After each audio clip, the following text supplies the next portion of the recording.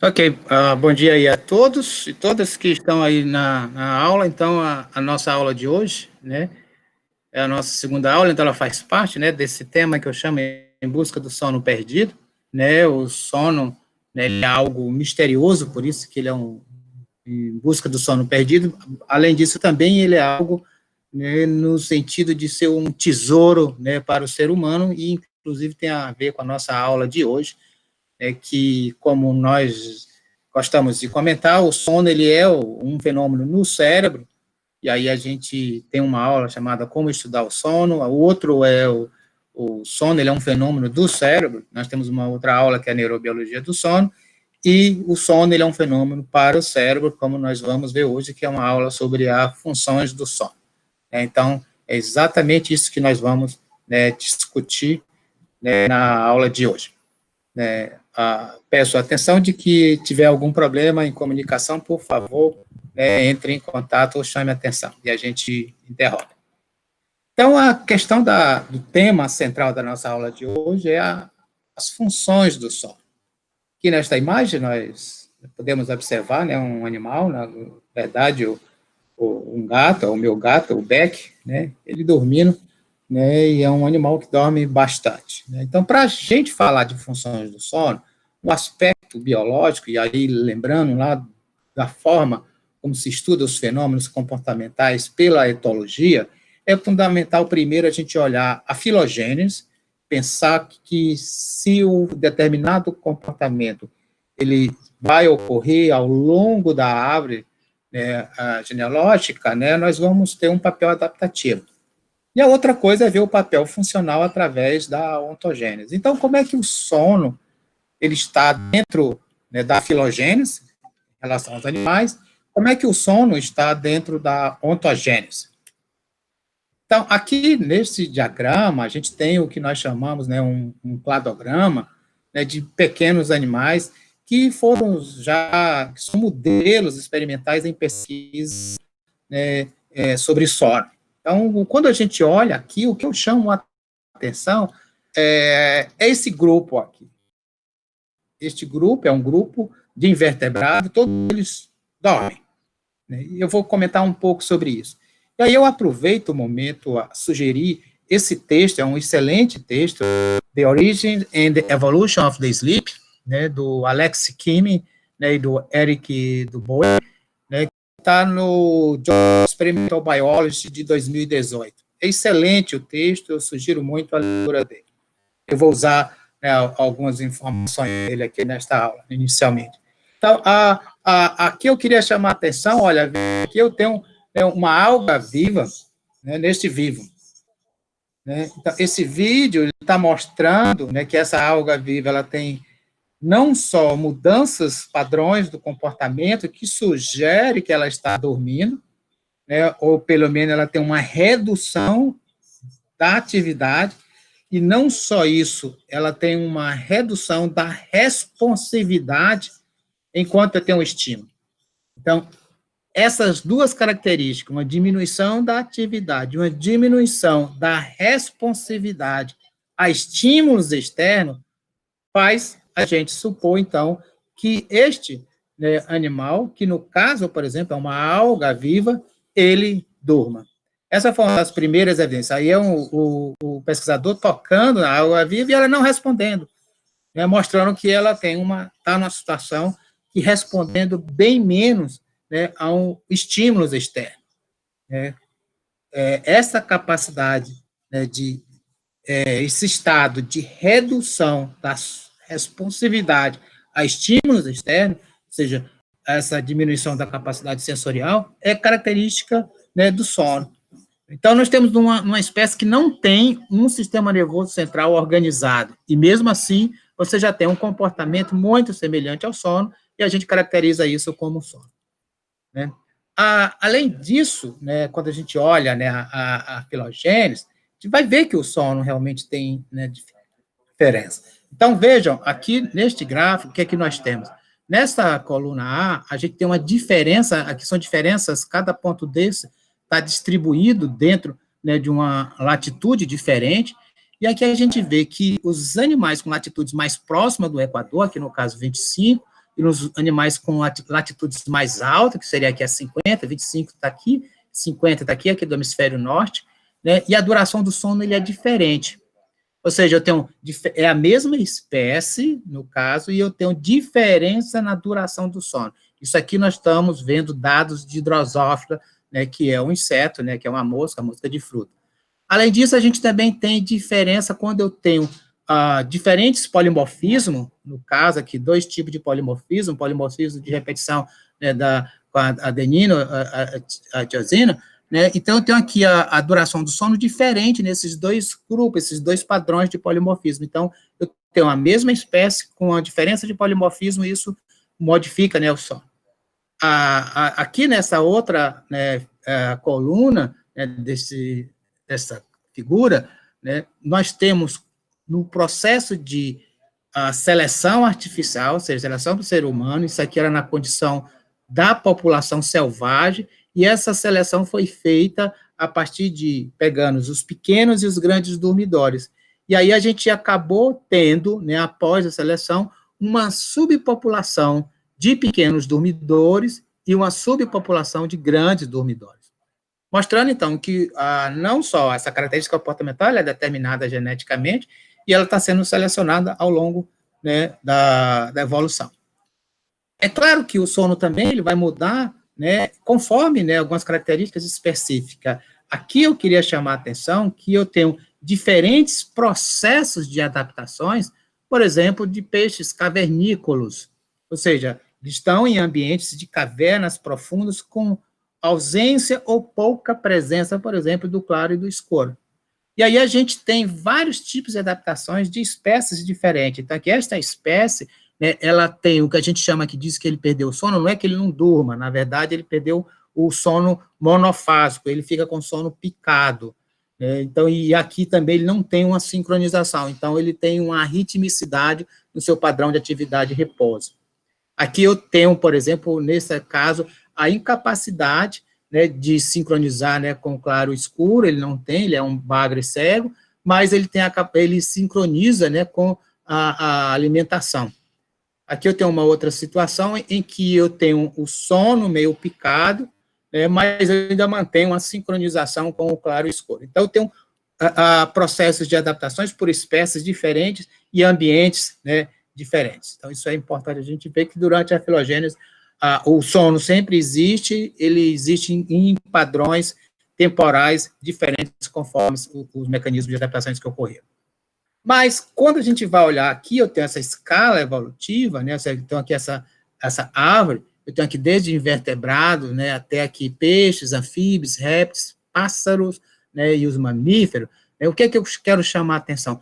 Todos esses dormem, né? Aqui nós vimos invertebrado, temos inclusive, né, um molusco, a alga, né, a alga viva que dorme também, a gente já mostrou isso anteriormente.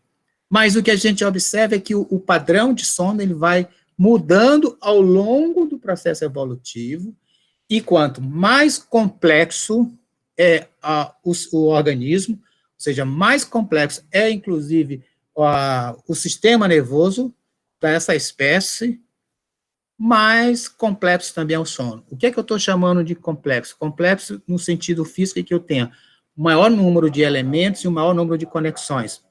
Ou seja, quando, né, o cérebro desses animais eles estão se tornando maiores, está tendo mais neurônios, mais diversidade de neurônios e uma maior diversidade de circuitos neurais. E o mais interessante é que o sono REM ou sono paradoxal, ele vai exatamente surgir nessas espécies. A partir aqui na transição dos répteis, né, para os pássaros, nos mamíferos é que o REM se consolida, né, e é nos mamíferos que eu tenho o sistema nervoso, o cérebro, principalmente a estrutura cortical, com uma organização muito mais complexa. A outra coisa que a gente vê agora, que eu queria chamar a atenção, não mais na filogênese, mas na ontogênese, ou seja, ver o papel funcional. Essa figura, né, este gráfico, ele mostra aqui a duração do sono REM, ou seja, do sono paradoxal, que eu vou ver exclusivamente em mamífero, que eu estou falando em mamífero, né, principalmente nas espécies, né, placentárias, né, e aqui eu estou vendo a idade, né, em dias de gestação, né, isso aqui está em log, né, para a gente poder ver essa escala melhor. Então, o que a gente observa, quanto maior o tempo de gestação, né, eu tenho uma menor duração, e eu tenho um menor, né, tempo de gestação, eu tenho, né, uma duração do sono REM, né, bem maior. Aqui eu tenho aqui o macaco rezo, nós estamos mais ou menos por aqui, né, o ser humano, e aí o que a gente vê é que eu tenho os grandes animais com menor duração de sono REM e os pequenos animais com maior duração do sono REM. Isso, né, quando a gente vai olhar isso, estou pensando exclusivamente na gestação. Agora, quando eu vou olhar durante, né, a fase do dia, isso aqui é um dado, né, do ser humano, isso é de uma criança, isso é um dado clássico do Nathaniel Kleitman, né, do seu livro lá de 1963, que ainda hoje, né, ele é bastante usual, e aí aqui o que a gente tem nesta figura, aqui eu tenho a numeração das semanas após o nascimento. Então, se eu tenho 26 semanas, significa que eu tenho aproximadamente 6 meses. E aqui eu tenho a duração do sono em percentual. Então, eu tenho que nas primeiras 3 semanas, eu tenho em torno de 64% o indivíduo está dormindo, a criança está dormindo, né? E aí, até chegar a mais ou menos 6 meses, ele está tendo, das 24 horas, 57%. E o que a gente observa é que, nesse primeiro momento, eu tenho muito sono, a duração é grande, não tem um padrão circadiano, e que a partir lá da 15ª semana, né, então, quando a gente está falando, né, 15ª semana, aí a gente já está falando lá em 3 meses, né, começa a ter um padrão, né, que eu começo a ter atividade ao longo do dia e ao longo da noite o sono. E aí a gente vai ver isso ao longo, né, da ontogênese. O que a gente tem? Aqui eu tenho a concepção, então isso aqui tudo seria a fase de gestação, então a gente considera que a gestação completa, né, a criança está dormindo, mas aí, com um determinado momento da gestação, você começa a ter muitas atividades, é possível, já tem dados mostrando, inclusive, que você começa a ter abertura e fechamento dos olhos, né, durante, né, a gestação, e aí o indivíduo nasce em torno entre 16 e 20 horas, né, e aí esse sono se mantém longo no primeiro ano, ele vai diminuindo, mas muito pouco, até os 10 anos ele cai bastante, até chegar na fase adulta, né, que se torna, né, um padrão médio de 8 horas, e depois isso vai caindo, né, conforme a idade, até chegar à fase, né, que é a morte. Mas o que a gente vê exatamente neste gráfico, o que é importante? O que é que ocorre neste primeiro ano? Desenvolvimento, né, ou seja, aqui nós temos um momento em que a criança, no caso, para o dado humano, eu estou mais frágil, eu dependo dos cuidados maternos, eu ainda não tenho um deslocamento, eu não me alimento sozinho, e eu estou em crescimento rápido, e é onde eu durmo mais. Aqui, do 1 aos 10 anos, é onde eu tenho um maior amadurecimento cognitivo, e é onde, por exemplo, eu durmo muito. Então, tudo sugere, então, que o sono, ele é necessário, né, ele tem uma funcionalidade para ajudar no processo de crescimento, né, e no processo de amadurecimento cognitivo. E não só ao longo, mas também a gente tem mudanças, inclusive pontuais. Aqui eu tenho uma outra característica, né, neste gráfico eu tenho aqui embaixo a idade em anos, e aqui, né, eu tenho, né, o cronotipo. Eu digo que esses primeiros valores são os matutinos, aqueles sujeitos que gostam de dormir cedo e acordarem cedo, e aqui os vespertinos. E o que a gente observa é que na fase lá da adolescência, você tem um aumento, né, da característica, biologicamente, aumentando, nós ficamos mais vespertinos e depois caímos. Ora, durante a adolescência, você tem uma grande modificações hormonais, você tem a formação da personalidade, ou seja, pensando em termos comportamentais, e neste momento nós nos tornamos mais matutinos, temos uma tendência a dormir mais tarde e acordar mais tarde. É apenas, né, uma coincidência, mas nós temos que admitir que provavelmente esse efeito de nos tornar matutino, ele deve ter alguma contribuição com esse processo de amadurecimento cognitivo, né, hormonal, que ocorre durante a adolescência.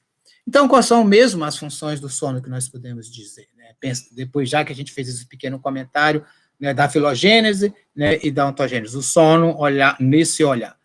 Então, eu vou chamar a atenção em 3 categorias. Primeiro, o sono, ele tem uma função de conservação de energia, ele ajuda na sobrevivência, ele ajuda na restauração do corpo, né, e na cognição.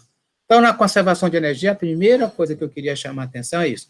Os pequenos animais, eles dormem mais do que os grandes animais. Ou seja, aqui são os animais que têm pouco sono, aqui eles dormem muito, aqui o sono moderado. E é claro, esses animais têm maior taxa metabólica, o metabolismo dele é altamente elevado, e esses animais aqui têm menor metabolismo, a taxa metabólica desses animais é menor. Então, isso sugere, né, que quem gasta mais energia precisa dormir mais. É isso que nós vemos. E experimentalmente a gente consegue mostrar isso. Né? Então, eu posso, por exemplo, esse é um trabalho, né, que mostra, né, em Drosophila, né, que a duração do sono em minutos, né, então isso aqui é Drosophila, então isso aqui são os episódios de sono, e aqui, né, as mudanças, né, que eu tenho, né, na taxa metabólica. Então, se eu modifico as taxas metabólicas, os animais que têm mais taxa metabólica, aqui eu tenho alterações do sono. Então, isso aqui eu estou aumentando, eu estou modificando a taxa metabólica, aqui o animal está aumentando o metabolismo dele, e aí ele está mudando, né, a sua quantidade de sono, o seu ciclo de sono. Né? E quando eu olho para o ser humano, eu já vejo algumas características importantes. Aqui nesse gráfico que eu tenho, né, esse é um trabalho bastante interessante, quem tiver interesse aí na parte nutricional, né, e sono, é importante esse trabalho, que aqui eu tenho as horas de sono, aqui eu tenho o índice de massa corporal, aqui a hora de sono e a circunferência, né, do quadril. E o que a gente observa, né, que a gente encontra na população, as pessoas que dormem menos, eles têm como consequência, né, um acúmulo de gordura. As pessoas que dormem menos, né, eles têm uma consequência de acúmulo de gordura, principalmente no quadril, aumenta a circunferência do quadril. O que significa isso? Né, indiretamente, eu estou dizendo que o sono ele é importante para a conservação de energia, né, e se eu não consigo dormir, o que é que eu faço? Eu vou fazer esse processo a partir de acumular gordura. Né, porque é isso, ou seja, se eu não estou tendo o processo de conservação de energia funcional que ocorre durante o sono, porque eu estou dormindo um pouco, eu acumulo gordura, com isso eu aumento o meu índice de massa corporal, inclusive a maioria de maior gordura, né, na circunferência, né, abdominal. Quando a gente vai olhar, né, o processo de dormir, a gente vê que, aqui eu tenho actogramas diferentes, né, esse aqui é de um ser humano, aqui em branco aqui é onde está dormindo, aqui é de um cachorro, aqui é de peixe, e aqui é de uma barata. O que eu quero chamar a atenção? É que, por exemplo, o sono humano, ele dorme muito bem, de uma forma bem circadiana, né, passa a ter um sono profundo e conservado aqui, né, monofásico durante, né, a noite. Já o cachorro, ele já começa a ter sono polifásico. O peixe, ele tem muito mais, né, episódio de sono, que é mais atividade durante a fase clara e mais sono durante a fase escura, mas eu tenho uma coisa, né, de vários episódios de sono aqui e atividade aqui. Barata do mesmo jeito, veja que a barata ela dorme muito mais, né, pouca atividade que ela ocorre. Então, são animais diferentes. Então, esse aqui eu durmo pouco, esse aqui eu durmo mais, um dormir intermediário aqui no ser humano.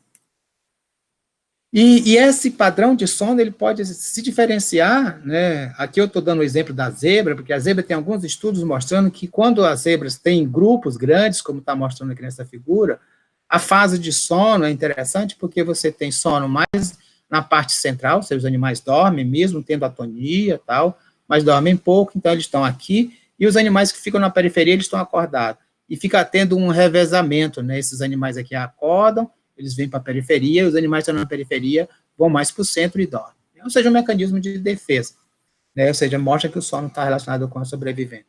Agora, nada mais interessante como os estudos que nós temos com pássaros, né? Os pássaros, né, mostram algo bastante, né, interessante. Então, veja bem, aqui eu tenho um pássaro, esse pássaro, né, ele, veja, é muito comum a gente ver isso, né, ele só está com a perna, a outra perna está aqui colocada, ele está aqui com esse olho, né, aberto, o outro olho está fechado.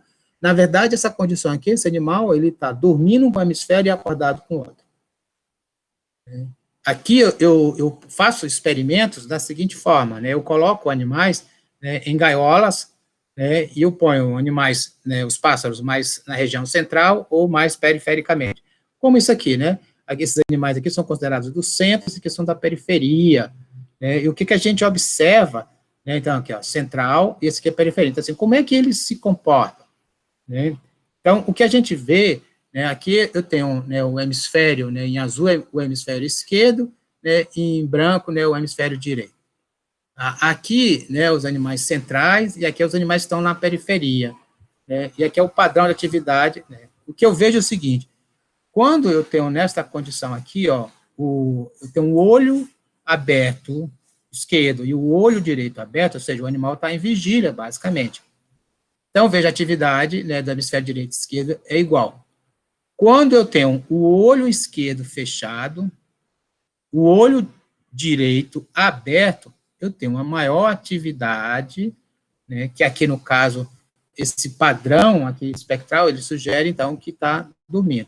Veja, aqui é quem está aberto é o olho, né, direito, né, e quem está fechado é o olho, né, esquerdo.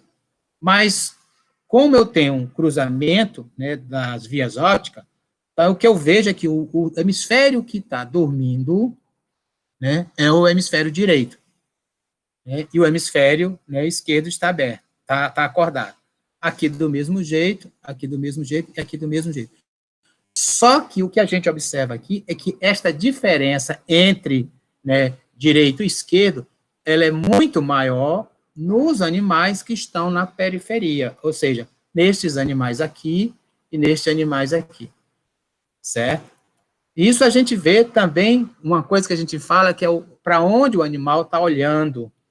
Então, esses animais aqui, né, que estão no centro, tanto para olhar distante, como ficar com o olhar mais fixo aqui dentro mesmo, é igual. Sendo que esse animal aqui, ele tem uma tendência a olhar muito mais para fora, né, como um mecanismo de defesa, do que os animais que estão aqui no centro. Isso, né, já durante a vigília.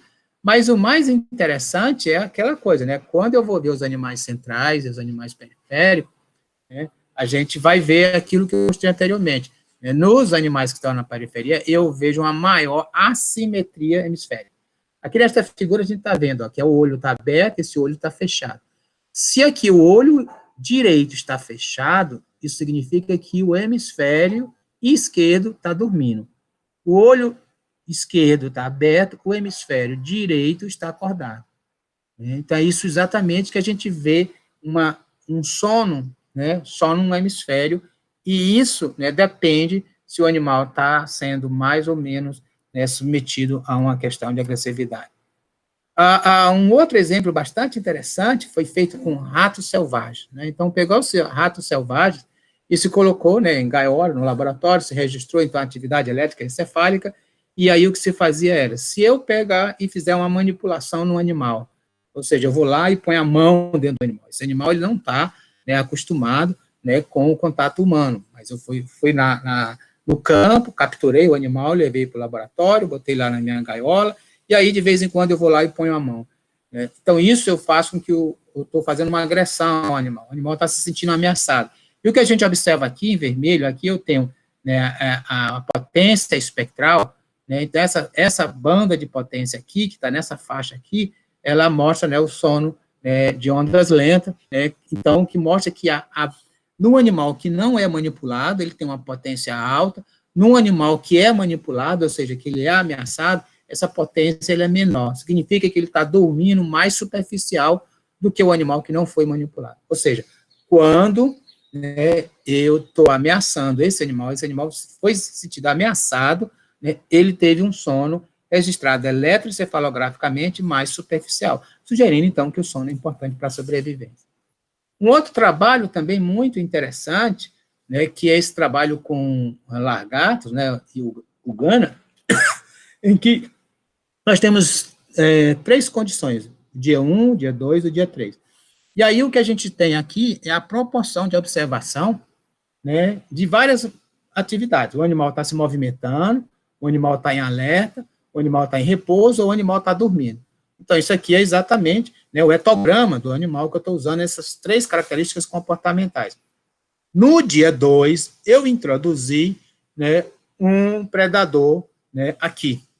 Então, o que é que ocorre? Né, durante, né, quando eu introduzi o predador, você tem um aumento do comportamento de alerta, isso aqui ao longo das 24 horas, e uma redução drástica, né, do sono.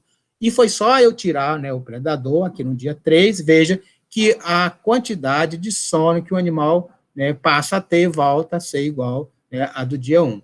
Ou seja, a presença de um predador faz com que o animal tenha, né, uma diminuição do sono. Então, você tem uma resposta, né, dessa condição do sono, conforme, ou seja, se o sono é superficial, né, ou se o sono, você reduz o sono, ou você tem uma alteração comportamental. Então, nesse aspecto, você tem algumas características importantes. O animal pode reduzir o sono, em termos de duração, deixar o sono mais superficial, ou ele pode, né, ter, né, um sono só hemisférico, só no hemisfério, ou ele pode também alterar o comportamento, como faz a zebra, né, ele fica trocando de posição central ou periférica quando eles estão em grupo. Tudo isso quando eles são ameaçados, né, na sobrevivência. Então, veja, mesmo na presença de um predador, o que é que ocorre? O sono ele não desaparece. O que os organismos desenvolveram ao longo da evolução foram estratégias diferentes para o sono, ou sono hemisférico, ou um sono mais superficial, ou um sono de menor duração. Certo? Então, isso é importante. E aí, para a restauração do corpo, né? O que é que a gente, né, pode falar? Né? Então, na verdade, eu tenho claro, se eu vejo que o sono ocorre mais durante a infância é que eu tenho um maior crescimento, né? E aqui, lembre-se que eu já mostrei esse gráfico eu gosto muito dele, que mostra que a liberação do hormônio de crescimento, ele ocorre à noite, ocorre durante o sono. Então, é durante o sono que a gente está, né, modificando realmente o nosso corpo.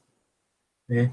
E aí, veja que interessante, recentemente tem feito alguns trabalhos, um dos estudos que surgiu com muita ênfase nesses últimos 10, 15 anos em neurociência, é os estudos sobre a funcionalidade, né, do mecanismo de limpeza, né, do sistema, né, cortical, né, no cérebro, né, principalmente pelo sistema, né, de drenagem gliolinfática. E o que a gente observa aqui neste gráfico, isso aqui foi feito, né, com roedores, em que foi feito o estudo de como, né, tem, né, tá esse mecanismo. Então, isso aqui é um indivíduo em vigília, né, desculpa, aqui é sono e aqui é em vigília. Então, aqui a gente vê claramente, aqui em vermelho, aqui é vigília, então aqui o animal, desculpa, aqui é vigília e sono, comparando as duas coisas, e aqui é vigília, né, e o animal anestesiado, né, com a xilocaína. Né, a ketamina, desculpa. Então, aqui o que é que eu tenho? O animal, aqui é a taxa de filtração gliolinfática, né, ou seja, pelos vasos linfáticos aqui no tecido, né, cerebral. Então, isso aqui durante a vigília ela se mantém constante, muito baixa, e quando o animal dorme, essa taxa aumenta muito, em muita quantidade. A mesma coisa ocorre quando eu faço anestesia, eu estou anestesiando o animal, né, com ketamina, por exemplo. Então, o que a gente, né, observa, né, nessa situação, né, é que você tem aqui na situação de filtração, então isso que está sendo filtrado, atividade neuronal, ele está sendo liberado, certo? Então, veja, eu tenho atividade, os neurônios estão sendo ativos, passa aqui a circulação sanguínea e vai aqui para os vasos linfáticos. E o que tem se observado é que esse processo de limpeza, né, ele é maior durante o sono. E se você faz a privação do sono, você tem uma privação desse processo. Né? Então, e que isso, né, é algo fundamental, né? Ou seja, durante o sono, realmente você tem uma limpeza, né? Você está restaurando não só o corpo, mas está restaurando também o nosso cérebro, né? Então, isso é que é algo importante. Então, a outra coisa é para a cognição. Então, para a cognição, né, ou seja, por que dormimos? Para a função cognitiva. Então, vou chamando a atenção primeiro assim, olha, nós temos estudado muitos estudantes universitários, aqui esse é um dos trabalhos nossos clássicos, né, que publicado em 2001, significa que ele foi feito no final do século passado, né, com alguns estudantes aqui meus de iniciação científica, na época aqui em Natal. Então, o que a gente estudou foi como é que o sono está relacionado com a performance acadêmica. A primeira coisa que eu queria chamar a atenção é que, na verdade, a gente vê dois padrões típicos, né, de sono. Então, aqui, neste gráfico que eu tenho aqui, são as horas do dia, e aqui cada linha dessa, essa barra em escura, essa barra horizontal, ela representa um episódio do sono. Então, eu vejo aqui que esse estudante, ele está mais ou menos cada dia, que é o dia, então isso aqui é uma quarta-feira, e assim sucessivamente, ele vai até a outra quarta-feira, e o horário de sono é mais ou menos, do início do sono é mais ou menos igual, o horário de acordar também é mais ou menos igual, tendo que aqui eu tenho essa expansão, isso aqui é um final de semana, aqui também é uma expansão, esse final de semana. Então, a gente vê que esse indivíduo, ele é chamado, né, de ter um padrão de sono regular. Aqui, esse outro, veja, as barras estão totalmente de tamanhos diferentes a cada dia, e o início e o fim são totalmente diferentes em momentos, né, e o que a gente observa é que isso é um padrão totalmente irregular. Então, isso aqui eu chamei esse padrão de regular, e esse foi irregular. Veja que aqui, neste caso, olha, ele só tem um pequeno episódio de sono, aqui no final da tarde, próximo lá das 7 horas da noite, e não dormiu mais. Isso aqui foi num dia, né, que teve uma avaliação, né? Veja que é um comportamento diferente, coisa que a gente não observou nesse estudante, né, que estava no mesmo semestre, no mesmo momento. Cada dia desse para cada um é o mesmo. Então, isso é importante a gente estar, né, avaliando. A grande questão inicial foi como é que eu posso medir ou quantificar essa padrão regular ou irregular. Então, o que a gente fez na época foi calcular o desvio padrão, né, o desvio padrão do início do sono. Então, isso aqui eu tenho um desvio menor, e esse aqui eu tenho um grande desvio. Então, quanto maior o desvio, mais irregular. É uma forma de você medir, né, se aquele dado ele tem uma regularidade ou não. Ou seja, você vê a dispersão. E aí o que a gente observou, né, aqui no caso o que nós fomos medir foi a performance acadêmica, e a performance acadêmica nós escolhemos aleatoriamente uma avaliação que ele fez no meio do semestre, e vimos se essa avaliação, se a nota que ele tinha nessa avaliação, que no caso foi uma avaliação da disciplina de imunologia, né, ela tinha uma relação com o horário do início do sono, com a duração do sono, ou com a irregularidade do sono. Então, o início do sono, a gente vê claramente que quem dormiu mais tarde, né, teve pior desempenho, quem dormiu mais cedo teve, né, melhor desempenho, e isso aqui, essa relação, ela é estatisticamente significante. Aqui a duração do sono do mesmo jeito, quem dormiu mais teve melhor desempenho, embora aqui essa relação é menor, né, e a irregularidade também, né, ou seja, que quem tem esse valor, isso aqui é o desvio, né, então esse aqui é o indivíduo que está variando aproximadamente até quase 3 horas de sono em relação a um dia para o outro, ele tem pior desempenho, quem tem os melhores desempenho é quem tem, né, uma variação, né, pequena, tem um desvio padrão pequeno, ele é mais regular. Então, essas 3 características importantes, então, esses 3 fatores contribuem com o desempenho. A gente posteriormente mostrou que esses estudantes, né, melhoravam quando eu regularizava, né, o sono e eu melhorava o desempenho dele. A gente tem estudado várias coisas, e uma das coisas que a gente se preocupou foi estudar o que tem acontecido com os estudantes, no caso, estudantes de medicina, né, já no início do curso. Esse foi o trabalho, né, de mestrado, né, da Fernanda, né, Kolodiuk, né. E, então, basicamente, o que a gente trabalha nessa coisa aqui? Eu tenho as demandas acadêmicas, as atividades sociais, tudo isso promovendo o sono mais tarde. E, por outro lado, a gente tem as classes, as aulas na universidade, elas começavam às 7 horas da manhã, e também a gente avaliava a distância, né, que o aluno morava da UFRN. Esses 2 fatores fazem com que o indivíduo tenha que ter um despertar mais precoce. E o que a gente mostrou é que quando a gente mudou as aulas, saiu das 7, passou para 8 horas, ou seja, com uma única hora, a gente teve, né, um melhor padrão de sono, um melhor desempenho, uma melhor satisfação dos alunos, né? Os alunos se tornaram mais pontual e eles tiveram menos sonolência, né, após essas mudanças. Uma característica importante que eu queria chamar a atenção é que existe, né, o que nós chamamos de jet lag social, que foi uma medida proposta, né, pelo Till Horenberg, que é um grande cronobiologista, né, lá da Alemanha. Ele propôs isso como uma medida de irregularidade, né, do ciclo sono e vigília. E aí a gente fez isso olhando a associação com sono e também com risco cardíaco em estudante de medicina já do primeiro ano. Isso foi o mestrado da Luana, na França, né, que fez no nosso laboratório, o mestrado em neurociência no Instituto do Cérebro aqui da UFRN. O que a gente chama de jet lag social é exatamente isso aqui.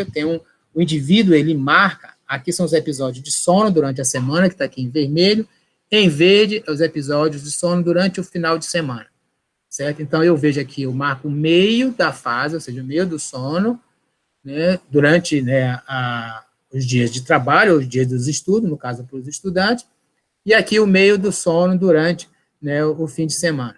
E o jet lag social é a diferença entre esses dois fatores. Então, quanto maior essa diferença, significa mais irregular, né, o sono.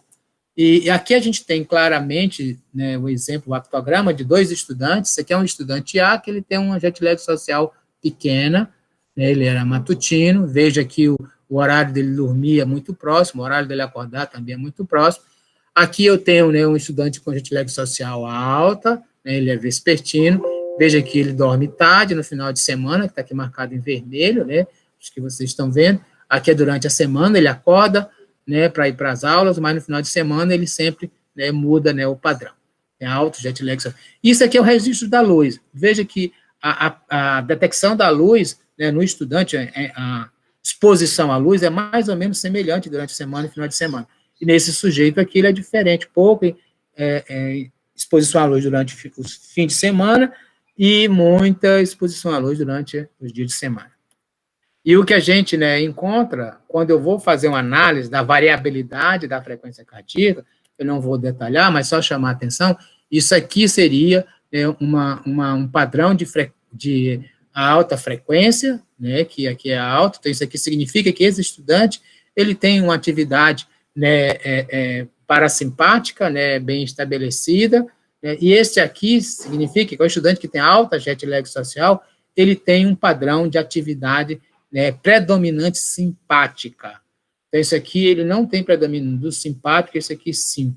Isso aqui significa que esse estudante, né, é um estudante do primeiro ano do curso de medicina, é um estudante jovem, né, esse padrão aqui já me chama a atenção que ele está sob o estresse, ele tem uma hiperatividade do sistema nervoso autônomo e hiperatividade cardíaca. Então, ele está, né, já, né, no pré-risco cardíaco. E isso simplesmente porque ele tem um sono irregular. Agora, a outra questão que a gente tem trabalhado é assim, como é que os estudantes se comportam, né, ao longo, por exemplo, né, o comportamento do alocação temporal do sono. Então, imagino que uma das coisas importantes para o estudante é a avaliação. Então, o que é que a gente tem? Os estudantes, eles têm que estudar, eles têm que dormir e vão submeter a uma avaliação. Então, como é que ele faz isso aqui? Onde é que ele coloca o sono? É aqui no meio, é antes, ou ele não dorme? Então, isso é a tese de doutorado do Adriano Naftal, que é um professor, né, lá da Universidade, né, de Pungue, que é em Moçambique, né. Então, o que a gente tem, né, a gente propôs, né, que a gente pode ter vários tipos, né, de comportamento. Um é que o indivíduo, primeiro, ao longo da noite, ele primeiro dorme, né, dorme pouco, mas ele acorda, estuda e vai fazer a avaliação. Uma outra possibilidade é que o indivíduo dorme, faz um sono curto, acorda, estuda, aí volta a dormir, né, e depois vai fazer a avaliação. Ou um estudante, simplesmente, ele primeiro, né, estuda e no final da noite dorme, ou ele não dorme de jeito nenhum e estuda a noite inteira, né, ou fica a noite inteira, né, acordado e vai fazer a avaliação. Então, eu tenho essas quatro, embora eu também tenha mais uma, que é ele não, né, alterar a rotina dele, né, ele só estuda durante o dia, então à noite ele dorme a noite inteira. Né? Então, quando a gente vai ver a frequência de como é que o estudante ocorre, dentro dos estudantes, E uma coisa importante que nós vimos, né, que não muda a rotina.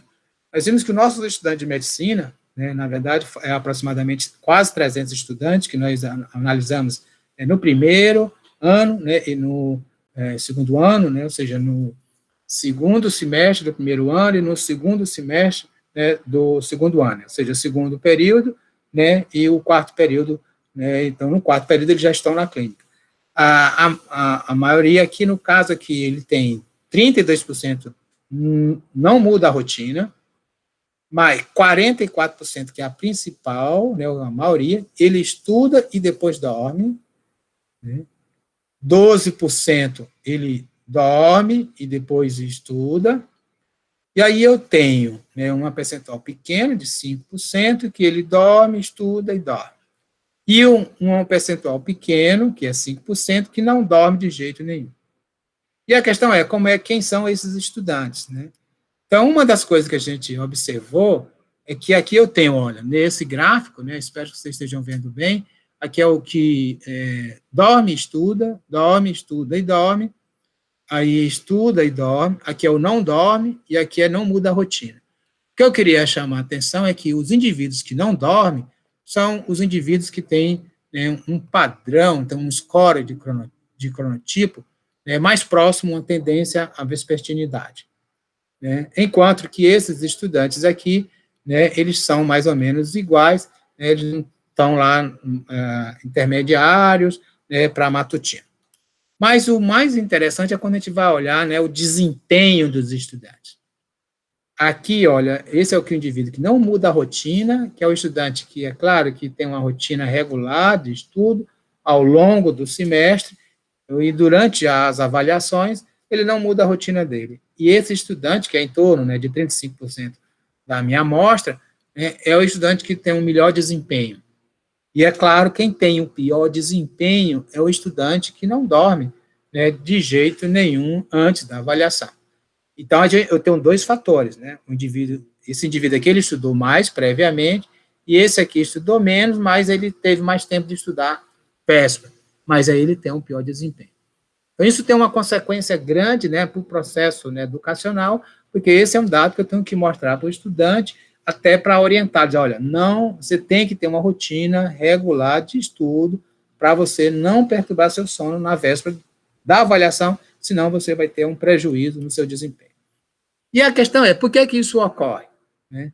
E, na verdade, quando a gente vai olhar o sono, a gente tem uma característica, né? Aqui eu tenho a arquitetura do sono, que são os estágios, ainda naquele antigo, né, modelo de classificação, incluindo o estágio 4, aqui é as horas do dia. Então, na primeira fase do sono, eu tenho muito mais sono de ondas lentas, e no final do sono, eu tenho muito mais sono REM. E aí, o que ocorre nesses processos, em termos eletrofisiológicos, que a gente pode falar que isso ajuda a cognição? Primeiro, existem vários eventos eletrofisiológicos ocorrendo durante.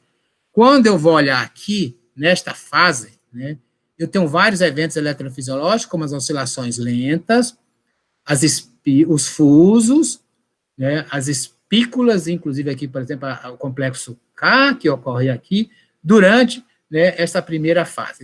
Esses eventos eletrofisiológicos ocorrem aqui. Nessa primeira fase, eu tenho aqui uma diminuição dos níveis de acetilcolina, né, sem alteração de serotonina e noradrenalina, né, e o cortisol está lá embaixo, né, que é o nível de cortisol caiu bastante. Já nessa última fase aqui, na fase mais tardia, que eu tenho predominância sono paradoxal, eu vou ter, no caso dos animais, as ondas PGO, eu tenho essa atividade teta hipocampal, que é importante, né, eu tenho um aumento da atividade das acetilcolinas, eu tenho diminuição de serotonina, e aqui eu já tenho um aumento de cortisol. Então, isso aqui, essas ondas lentas, elas são exatamente esses processos aqui, ó. Você tem uma formação de uma hiperatividade neuronal. O que é que a gente está vendo? Está vendo uma reverberação dos circuitos, principalmente dos circuitos tálamo-cortical. E a gente sabe que o processo de reverberação, ele é importante para a consolidação de memória. Então, é isso que ocorre, ou seja, aqui eu estaria dizendo que ao longo do dia, né, o que eu tenho? Eu vou decodificar a informação, essa informação da minha rede neuronal que estaria aqui, ela viria para cá, e aqui eu tenho um padrão, né, de armazenamento temporário, mas que durante o sono eu vou ter uma reverberação, sono de ondas lentas, e essa reverberação vai permitir essa consolidação, né? E isso, né, é bem interessante, porque essas reverberações, elas estão associadas com outros fatores. Esse é um trabalho, né, bastante, né, interessante, ele foi publicado na Science, né, essa figura é uma figura que está, né, na Nature Review Neuroscience, mas o trabalho original do grupo lá do Bohr, né, da Alemanha, ele está na Science. Mas o que é que eles fizeram? Na verdade, eu tenho um processo de treinamento, o estudante está treinando aqui, né, memorizar determinadas informações, e, simultaneamente, quando ele está sendo apresentado os pares, né, de figuras, né, que ele é apresentado aqui, ele é também exposto a um odor típico. E quando o indivíduo está dormindo, ele é exposto ao odor novamente. E aí, quando depois o indivíduo acorda, ele vai testar esse processo de aprendizagem. E ele vai testar, aqui ele vai colocar esse odor em diferentes momentos, durante, né, a fase de sono profundo e também durante o REM. E o que a gente observa é que para o indivíduo que foi exposto, teve esse pareamento aqui do processo de aprendizagem mais a exposição ao odor, e foi exposto ao odor durante o sono de ondas lentas, ele teve um desempenho melhor, ou seja, a memória dele, né, ele evocou melhor e provavelmente o que a gente justifica é que durante o sono, a exposição desse odor reativou os mesmos neurônios e isso, né, consolidou mais a memória. E isso ocorre, né, se eu faço a exposição do odor durante o sono de ondas lentas, mas não durante a vigília e nem, ou durante o sono REM, o sono paradoxal, e nem durante a vigília. Somente, né, o odor, ele só promoveu uma reativação dos circuitos durante o sono de ondas lentas. E aí, o que é que a gente diz, né? É que, na verdade, esse gráfico aqui, aquele gráfico clássico, né, mostrando que eu tenho, né, uma ativação, né, do sistema homeostático, né, do componente homeostático. Você tem um aumento aqui durante a vigília, da propensão ao sono, então você tem ativação sináptica, então, isso aqui são os pesos sinápticos, e durante o sono, né, que você tem uma diminuição desse componente homeostático, você consolida e amplifica essa sinapse. A ideia é que, durante o sono de ondas lentas, você tem aqui você vê uma atividade lenta durante, né, o córtex, né, se você está fazendo um eletroencefalograma, você tem uma hiperativação hipocampal e também, né, no tálamo. Esse processo aqui é um processo de reverberação, e essa reverberação, né, ela vai aumentar a consolidação da memória. E essa consolidação da memória, primeiro eu tenho essa reverberação e, posteriormente, durante o sono REM, que é logo em seguida ao sono de ondas lentas, eu tenho o quê? Eu tenho mais o processo de plasticidade sináptica. Aqui eu reverbero os circuitos durante o sono de ondas lentas e, durante o sono REM, eu tenho a formação de novas sinapses, de novos botões sinápticos. Com isso, esse circuito ele ficou mais facilitado ou menos facilitado. E este é o processo, né, de formação de memória em termos eletrofisiológicos. Então, para sintetizar, o que é que nós podemos dizer, né? Que realmente dormimos para conservar energia, dormimos para nossa sobrevivência, dormimos para a restauração do corpo e dormimos para ter uma boa cognição ou uma boa atividade, né, de função mental, ou seja, capacidade de memória, de tomada de decisão, emocional, tal, etc. Então, para finalizar, eu só posso, né, eu adoro essa palavra, né, ou seja, essa frase, melhor dizendo, que eu gosto de usar, inclusive, em algumas apresentações, que eu chamo dormir pouco é bobagem, né? Dormir é importante para a gente sobreviver e também para a nossa, né, a formação de memória. Então, eu tenho aqui meu e-mail, quem tiver tiver necessidade de ter algum contato com a gente está à disposição. E